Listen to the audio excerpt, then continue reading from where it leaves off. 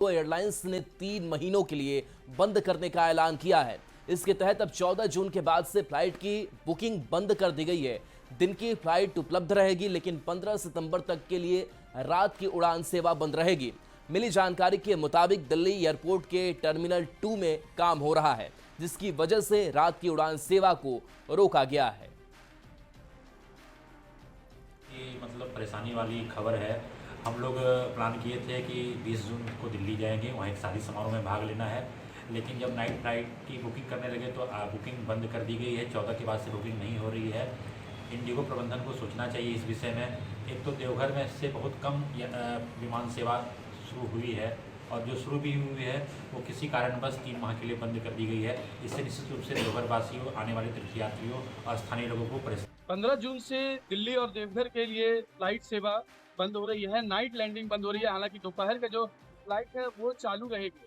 आपको बता दें कि 15 जून से लेकर अगले सितंबर तक जो है ये बंद रहेगा। नाइट लैंडिंग सेवा देवघर एयरपोर्ट से बंद रहेगी। इस बाबत जानकारी मिली है कि दिल्ली एयरपोर्ट पर काम की वजह से देवघर एयरपोर्ट से जो उड़ानें नाइट लैंडिंग में थी उसे फिलहाल जो है वो बंद किया गया है। इसके अलावा जो यात्री यहाँ पर दिन में पहुंचते थे और रात में यहाँ से उड़ान भरते थे, उनके लिए एक दुखद खबर है कि 3 महीने के लिए जो है ये फ्लाइट की सेवा बंद कर दी गई है। आपको बता दें कि 16 अप्रैल से नाइट लैंडिंग की जो सुविधा थी वो देवघर में बहाल की गई थी। हालांकि दिन की जो फ्लाइट है वो विधिवत जैसा चल रहा था वैसा ही चलेगा, लेकिन आपको बता दें कि नाइट लैंडिंग की सेवा अभी 15 सितंबर तक लगभग जो है ये बंद कर दी गई। न्यूज़ 18 देखता है। बिहार में शराबबंदी है। 2016 में ही बिहार में शराबबंदी हो चुकी थी, लेकिन शराब माफिया को इससे कोई फर्क नहीं पड़ता। उन्हें कानून का कोई डर नहीं है। शराब माफिया बेखौफ होकर अपने धंधे में लगे हैं। खेत खलिहान से लेकर के घर आंगन तक में शराब बना रहे हैं। मोतिहारी में पुलिस ने कुछ ऐसे धंधेबाजों के खिलाफ कार्रवाई की है। एंटी लीकर टास्क फोर्स की टीम ने छापेमारी कर भारी मात्रा में देसी शराब को नष्ट किया, और साथ ही इस दौरान देसी शराब की कई भट्टियों को भी ध्वस्त किया गया। ये देखिए, आपको 2 तस्वीरें भी इस वक्त दिखा रहे हैं हम आपको।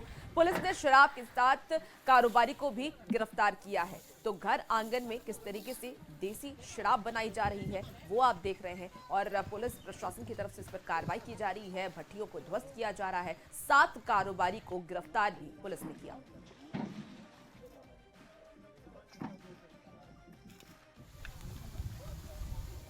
और सिवान से बड़ी खबर, जहां वायरल ऑडियो पर एक्शन हुआ है। नौतन थानाध्यक्ष सस्पेंड कर दिए गए हैं।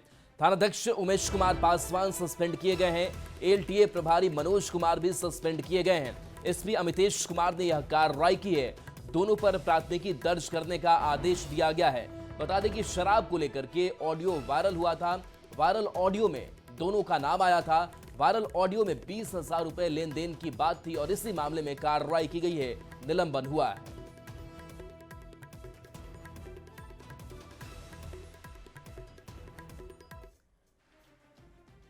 और अब खबर लखीसराय से है, जहां के तरहारी गांव पहुंच करके बिहार डीजीपी विनय कुमार ने पुलिस पिकेट भवन का उद्घाटन किया, और इस मौके पर पटना हाईकोर्ट के न्यायाधीश राजीव रंजन, डीएम मिथिलेश मिश्र सहित कई अधिकारी मौजूद रहे। आपको बता दें कि डीजीपी को पहुंचते ही गार्ड ऑफ ऑनर से सम्मानित किया गया। डीएम ने न्यायाधीश को बुके और चादर देकर सम्मानित किया। इस दौरान डीजीपी विनय कुमार ने यह बताया कि इस पुलिस पिकेट के खुलने से जमुई, शेखपुरा, लखीसराय तीनों जिलों में विधि व्यवस्था सुधारने में मदद मिलेगी, और जल्द ही पुलिस पिकेट से थाने में परिवर्तित करने की कोशिश की जा रही है। पुलिस पिकेट के लिए एक आउटपोस्ट के लिए चुना, और ये बिल्कुल सत्य है कि बड़ी ही स्ट्रेटेजिक पॉइंट है। यहाँ से 3 जिला कमांड होता है। तो ये मैं ग्रामीण की हैसियत से कह रहा हूँ। सभी लोगों को मैं धन्यवाद दूँ। पुलिस पिकेट काफी महत्वपूर्ण है अपराध नियंत्रण और विधि व्यवस्था संधारण के दृष्टिकोण से, क्योंकि यह 3 जिलों का मिलन बिंदु है। यहाँ से जब हम एक्सेस कंट्रोल करेंगे, चेकिंग करेंगे, तो हमें काफ़ी अपराध नियंत्रण में सहायता मिलेगी। तो इसके बड़े ही क्रिटिकल पॉइंट पे अवस्थित होने के कारण यहाँ पर महसूस किया गया कि यहाँ पर आउटपोस्ट होना आवश्यक है। आउटपोस्ट का शुभारंभ किया गया है, और प्रयास किया जा रहा है कि यहाँ पर एक पूर्ण रूपेण एक थाना कार्यरत रहे यहाँ से, उसके लिए भी प्रयास किया जा रहा है। सिमडेगा में शंख नदी घाट से दिन के उजाले में बालू माफिया बालू का अवैध तरीके से उठाव कर रहे हैं और खनन विभाग पूरे मामले पर लापरवाह दिख रहा है। विभाग की ओर से कार्रवाई का दावा किया जा रहा है, लेकिन खोखले दावे से बालू माफिया को कोई फर्क नहीं पड़ रहा है और वो बेखौफ दिख रहे हैं। बड़ा सवाल है कि बालू माफिया पर कब कड़ी कार्रवाई होगी। पूरी खबर जानिए इस रिपोर्ट में।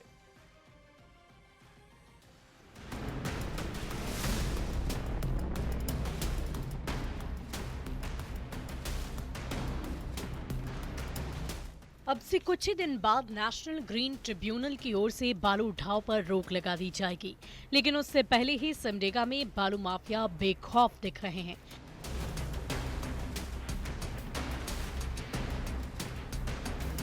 दिन के उजाले में बालू का अवैध खनन और उठाव धड़ल्ले से जारी है। पर्यटन स्थल के रूप में चिन्हित शंख नदी घाट से भी बालू माफिया अवैध तरीके से बालू का उठाव करा रहे हैं। इससे नदी का स्वरूप बिगड़ता जा रहा है। पास की सड़क टूट रही है। लोगों ने कई दफा शिकायत भी की, लेकिन कोई कार्रवाई नहीं हुई। कि भाई जब शंख नदी छठ घाट को पर्यटक स्थल घोषित कर दिया गया है, उसकी सुंदरता के लिए हम लोग संस्था के लोग लगे हुए हैं। हर दिन हम लोग जाते हैं और जब भी जाते हैं तो 2-4 ट्रैक्टर नदी में आपको बालू लेते हुए दिखता है। थाना में देनी चाहिए विभाग को और उसके माध्यम से केस होकर के जो है कि लोगों को जेल भेजना चाहिए ताकि अवैध खनन रुक सके। तो ऐसी चीज़ों की प्रक्रिया को जो है कि शिथिल कर दिया गया है। खनन विभाग की ओर से अवैध बालू उठाव पर कार्रवाई का दावा किया जा रहा है। 2 दिन में 10 से अधिक अवैध बालू लदे ट्रैक्टर जब्त किए गए हैं और ये कार्रवाई आगे भी जारी रहने की बात कही जा रही है। गाँव वाले ग्रामीण लोग अपने आवास के लिए कुछ स्टॉक कर रहे हैं, तो वो भी विकास भी थोड़ा सा आवश्यक हो जाता है। फिर भी हम लोग अवैध पर सतत निगरानी रख करके उस पर कार्रवाई सुनिश्चित करेंगे। जिला खनन पदाधिकारी कड़ी कार्रवाई करने की बात तो करते हैं, लेकिन सवाल है कि जब कार्रवाई हो रही है तो बालू माफिया में खौफ क्यों नहीं दिख रहा? आखिर सरकारी राजस्व को नुकसान पहुंचाने की छूट कैसे दी जा सकती है? कई ऐसे सवाल हैं जिनका खनन विभाग की ओर से जवाब नहीं मिल पा रहा है। बड़ी बात है कि आखिर बालू माफिया पर कब होगा कड़ा एक्शन? न्यूज़ 18 के लिए सिमडेगा से श्रीराम पुरी की रिपोर्ट। झारखंड में सरना धर्म कोड की मांग को लेकर के सियासत जोरों पर है। तमाम पार्टियां इस मुद्दे को उठा करके अपनी राजनीति में 2 कदम आगे ले जाने की तैयारी में है। सरना धर्म कोड पर स्टैंड को लेकर के सत्ताधारी दल का बीजेपी पर हमला जारी है, तो बीजेपी भी पलटवार कर रही है। पूरी खबर जानिए इस रिपोर्ट में।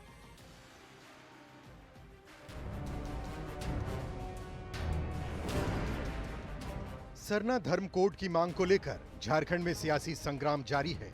जेएमएम और कांग्रेस इसे लेकर केंद्र सरकार पर हमलावर है, तो बीजेपी केंद्र में रही पहले की कांग्रेस सरकारों को जिम्मेदार ठहरा रही है।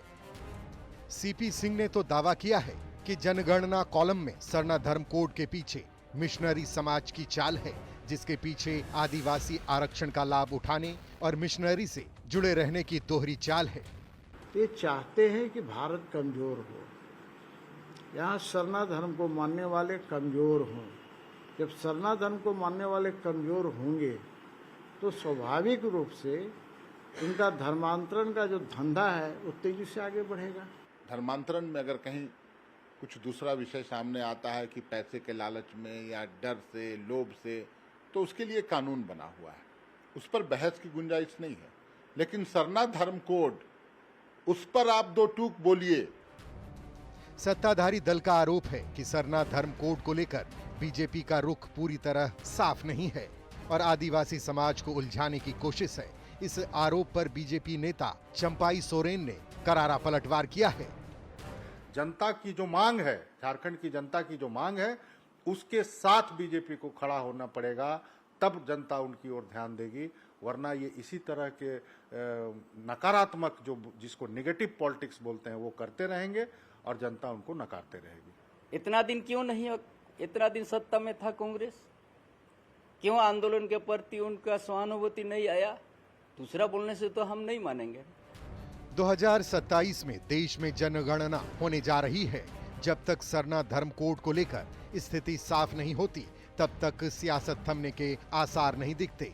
लेकिन इतना तो साफ है कि आदिवासी समाज की पहचान को लेकर उठी इस मांग का श्रेय लेने में कोई दल पीछे नहीं दिखना चाहता। न्यूज 18 के लिए रांची से संजय कुमार सिन्हा की रिपोर्ट। कम समय में फेमस होने के लिए क्या कुछ नहीं कर गुजरते, कुछ ऐसा ही दिख रहा है हजारीबाग में, जहां सड़क हो या सार्वजनिक स्थल, बच्चे भी साइकिल पर स्टंट करते दिख जाते हैं।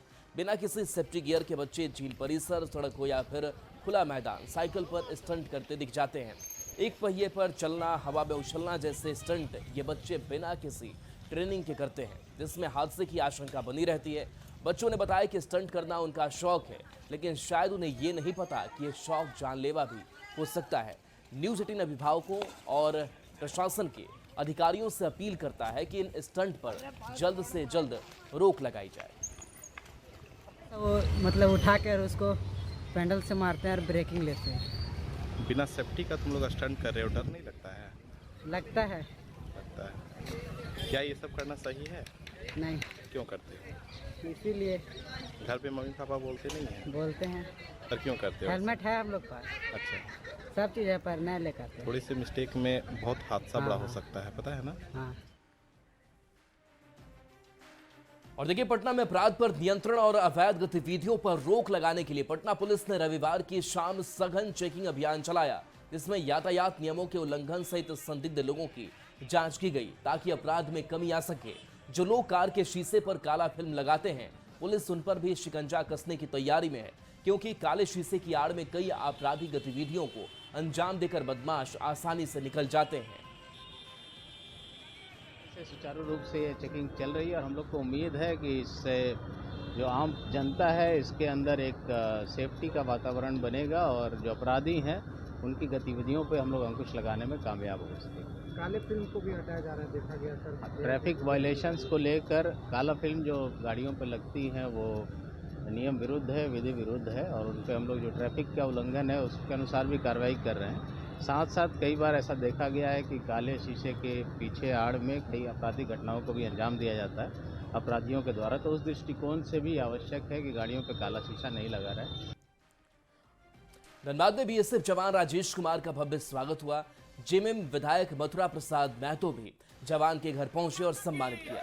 गोमो निवासी राजेश कुमार जम्मू कश्मीर के आरएसपुरा सेक्टर में तैनात थे।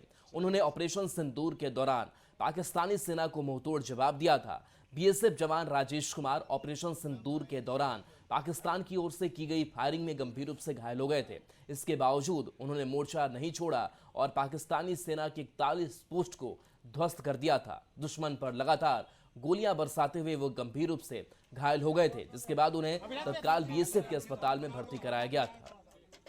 लोग होते हैं जो कि लड़ाई करके वापस आना, तो सबसे पहले तो भाई ईश्वर की कृपा है और बाकी हमारा गोमो ऐतिहासिक जगह रहा है शुरू से।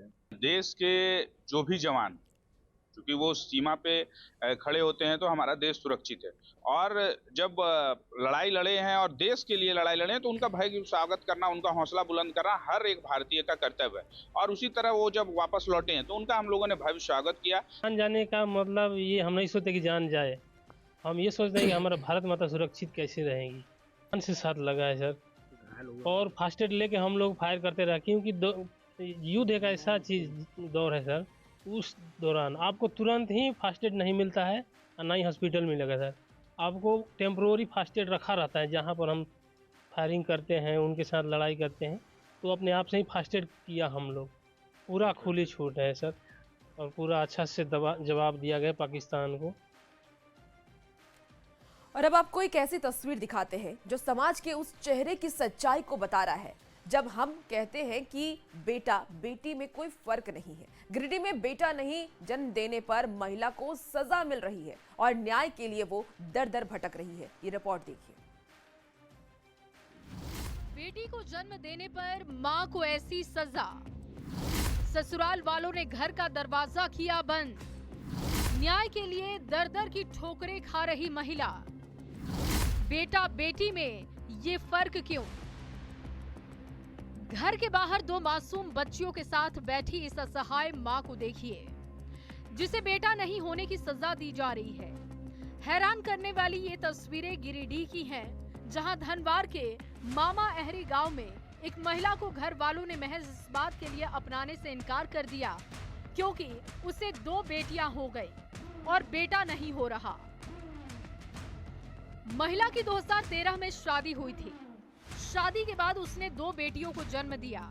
आरोप है कि बेटा नहीं होने से घर वालों ने महिला को बाहर निकाल दिया, इसके साथ मारपीट की। महिला का आरोप है कि पति और ससुराल के दूसरे सदस्य मारपीट करते हैं, घर में नहीं रहने देते। पिछले 3 दिन से पीड़ित महिला अपनी दोनों बेटियों के साथ ससुराल में धरना पर बैठी है। पुलिस और प्रशासन से न्याय की गुहार लगा रही है, लेकिन अभी तक कोई समाधान नहीं निकल पाया। इन मासूम बच्चियों को देखकर भी ससुराल वालों का दिल नहीं पसीज रहा। मतलब 6-8 साल मतलब बच्चा नहीं हुआ, मतलब करीब 7 साल बच्चा नहीं हुआ। उसके बाद बहुत तंग किया था, बच्चा नहीं हो रहा, बच्चा नहीं छोड़ देंगे, ये करेंगे। तो मेरा बच्चा हुआ था, तो जब लड़की हुआ तो फिर मतलब बहुत परेशानी किया हमको। फिर बेटी पैदा किया, ये किया, वो बच्चा पैदा कर लिए, नहीं रहने देंगे। फिर भी मतलब फिर दूसरा बेटी हुआ तो फिर पूरा तंग किया हमको, मारपीट करने शुरू कर दिया। मेरा गोतनी मारा, सास मारा, ससुर मारा, देवर भी मारपीट किया, ननद भी किया। और मेरा हस्बैंड फिर भी पेट में बच्चा था, तो मेरा हस्बैंड पूरा मारपीट के पेट में बच्चा खराब हो गया। तो देखा आपने, ये तस्वीरें उस समाज की दकियानूसी सोच को उजागर करता है, जिन्हें दूसरों के घर की बेटी को बहू बनाकर लाने में कोई परेशानी नहीं है, लेकिन अपने घर में बेटी नहीं होनी चाहिए।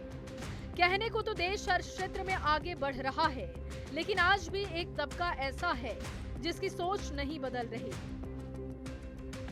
उन्हें बेटी नहीं, सिर्फ बेटा चाहिए, और उसकी सजा कभी मासूम बच्चियां जन्म के वक्त ही झाड़ियों में फेंक कर दी जाती हैं, तो कभी समीमा को घर से निकालकर। समाज की इस क्रूर तस्वीर को देखकर कई सवाल उठते हैं। बेटों की चाहत वाली सोच कब खत्म होगी? बेटा नहीं होने पर महिला के साथ क्रूरता क्यों? ऐसी सोच रखने वालों पर कड़ी कार्रवाई कर। न्यूज़ 18 के लिए गिरिडीह से एजाज अहमद की रिपोर्ट।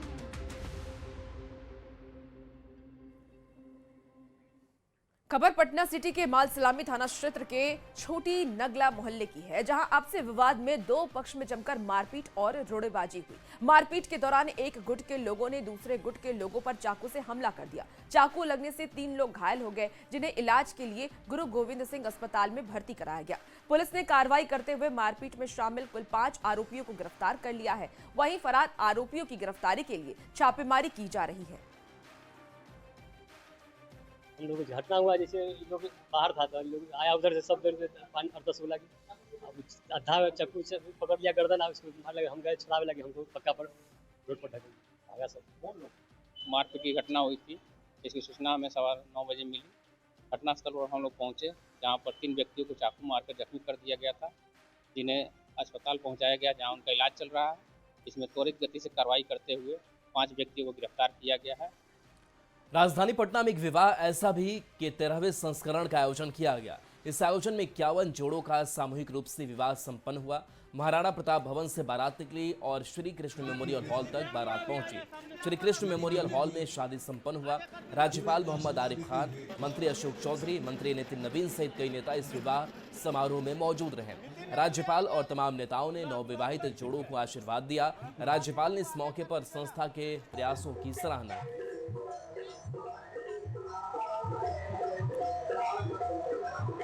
और अब रुक करेंगे अगली खबर का, जहां रामगढ़ का पतरातू डैम इन दिनों पर्यटकों से गुलजार है। बड़ी संख्या में पर्यटक यहां पहुंच रहे हैं। वहीं रफ्तार का रोमांच भी पर्यटकों को खूब भारा है। ये रिपोर्ट देखिए।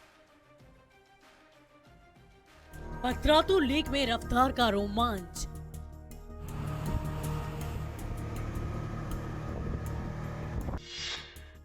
बनाना और बम्पर राइड का रोमांच।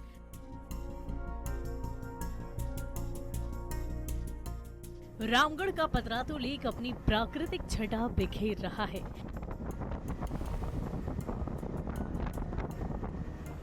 डैम और उसके चारों ओर ग्रीन प्रोजेक्ट लेक रिजॉर्ट का नजारा पर्यटकों को खींच ला रहा है। वहीं रफ्तार का रोमांच भी पर्यटकों को खूब भा रहा है।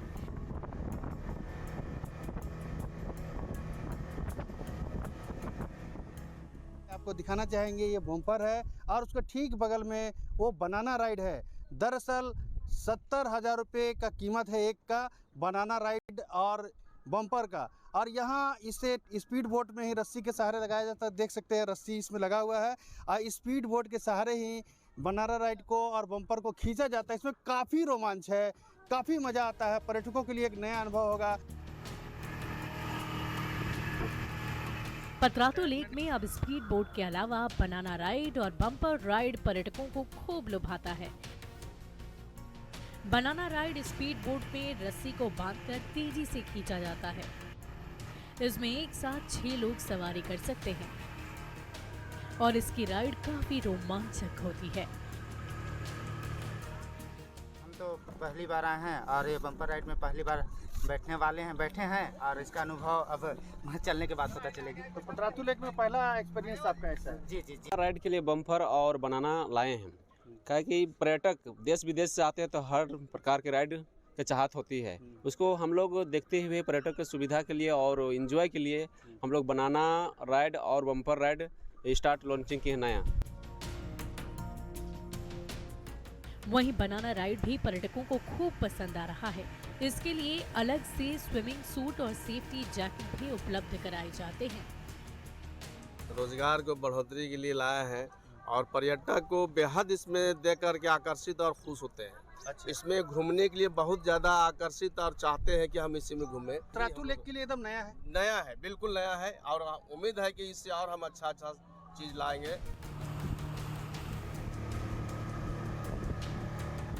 रोमांच से भरी इन तस्वीरों को देखकर पर्यटक खींचे चले आ रहे हैं। वहीं और नाविकों का मानना है कि इस राइड से उनका कारोबार काफी बेहतरीन चल रहा है। चूँकि पतरातू लेक में पहली बार जो है बनाना राइड और बम्पर का यहाँ लोग मज़ा ले सकेंगे और यहाँ नाविकों ने इसे उपलब्ध कराया है। तो आप भी आइए पतरातू लेक में और बनाना राइड और बम्पर का आप खूब मज़ा लीजिए। जावेद खान, न्यूज़ 18 रामगढ़। और चलिए फिलहाल इस बुलेटिन में